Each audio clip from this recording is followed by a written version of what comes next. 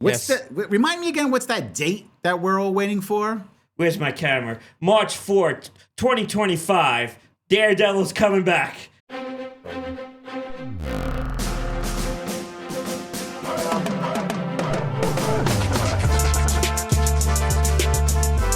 Now I have an exact date. We have an exact date, but also we have a little info on this, right? So our little info is that actor Wilson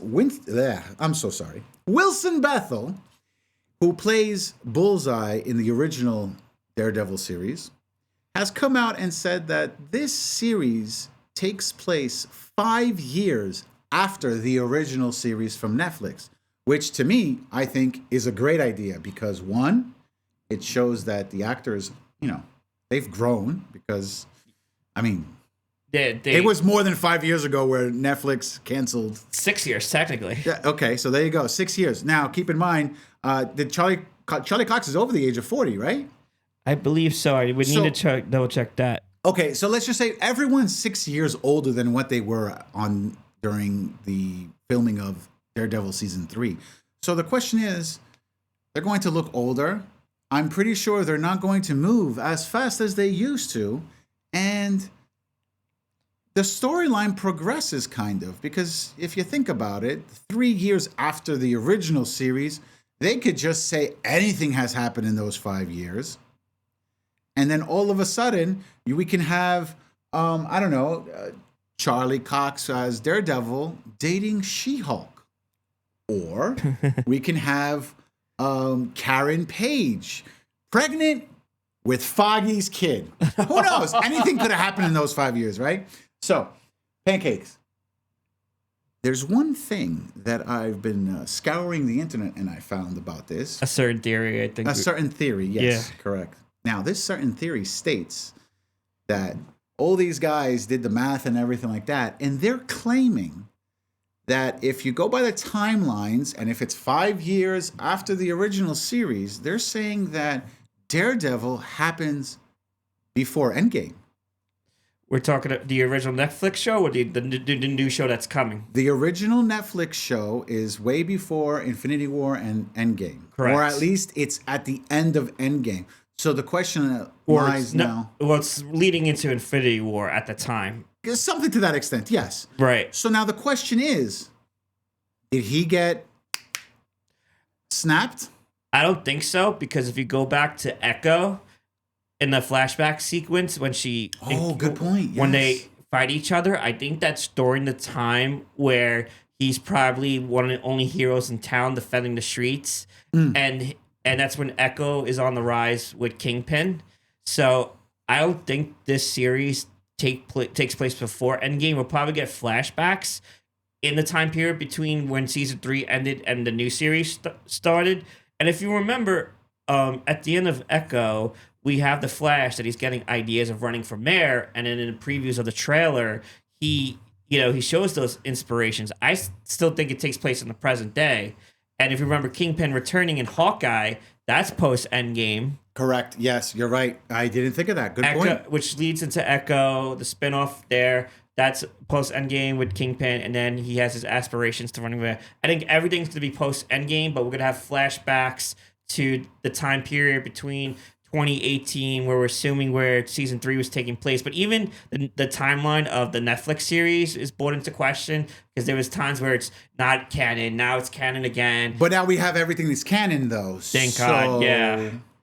I don't agree with that theory. I don't think the whole series takes place at all. It'll be in the present day or close to the present day. Keep in mind, with the time jump from in Endgame, I think they're probably in 2028, because whatever it may be, don't quote me on that, but I disagree with it. It doesn't take place before Endgame. We're gonna get flashbacks to it. Okay. Maybe we'll see certain cast members that got snapped away. Well, what if for 5 years during the snap, Foggy and Karen are gone, and it kind of puts him in a situation where he becomes darker and he doesn't care. He becomes more vicious, more like a Punisher, as opposed to what he used to be. That's certainly possible. And Daredevil, because all his people that he loved are gone. So to him, it's like, screw it. I'm just going to kill everybody, or not kill everybody, but seriously maim or hurt people in order to get my point across that, Hell's Kitchen is my turf. Nobody do anything stupid. like similar to how Hawkeye totally Hawkeye lost became Ronin, yeah. Yeah, and just took out every bad guy across the world at his own leisure or pleasure to get that fulfillment.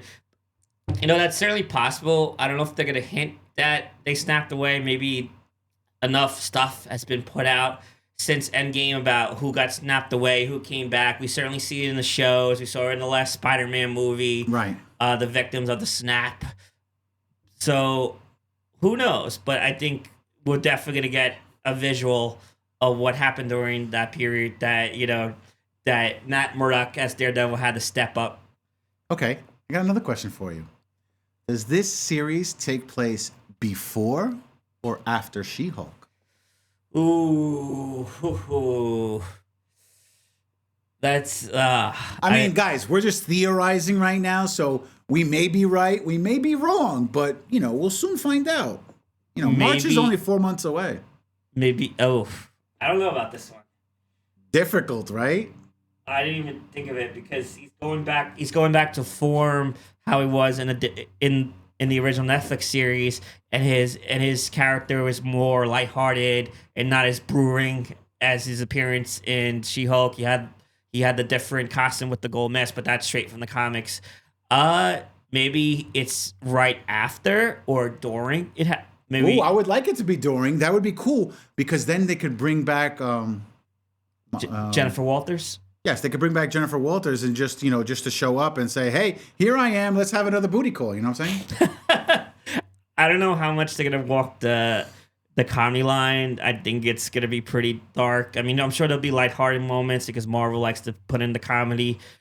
But maybe it does take place before that or during. Like, oh, Daredevil needs to make money for the firm that's losing money. Let me help this high-priced client that has deep pockets. Let me go to LA for a few days, and then maybe there'll be some sort of hint. Who knows? She might be popping up on the show in the first or the second season of the revival. Or maybe she just doesn't show up at all, then we're just fan casting right now. Yeah, we're just fan casting. Well, one fan cast I'm hoping that's been rumored is Jessica Jones showing up, but that's just me being hopeful. Honestly, even if they just bring them in for one episode, yeah, I think that would be okay. Because it's like, I'm in Hell's Kitchen, but let me go to the, the Upper East Side is where Luke Cage was? Harlem. Yeah, okay. So we go up to Harlem. Let's go up to Harlem, hang out a little bit, and then, go back down south again. You know what I mean? Like, you can do these things. Yeah. To me, that was always the beauty about Marvel, because Marvel was realistic in the sense where, hey, all these people live in the city. They live in Manhattan. So let's have them hang out every so often. Like, hey, you went past this street. That's my turf. Let's team up and take care of this bad guy. You understand what I'm saying? So to me, I thought that was always cool. And if they successfully do that, hey, that's a win. Now here's something. Do you think they should have if photos didn't leak, if set photos didn't leak out? Do you think they should have kept the Punisher surprise, or you think putting him in the main cast just bumps up the hype even more? See, that's where I came up with my idea, because if they brought back John Berthel as the Punisher, right? Who's to say that they're not going to bring back everybody for at least one episode? Right. But I feel like that would be the thing to do, the right thing to do, the smart thing to do. If they're still gonna bring back the Defenders, the Netflix era one by one, I could see a cameo. I mean, he did have a working relationship with Jessica Jones in the Defenders, so Kristen Ritter could pop up. Nothing's confirmed. I feel like she will, but it maybe save her for the second half of season 1 or season 2 of the revival, but who knows? I like that. So the question goes out to you. What do you think? Do you think any of the theories that we just brought up are going to happen? Do you think none of them are going to happen? Let us know in the comment section down below.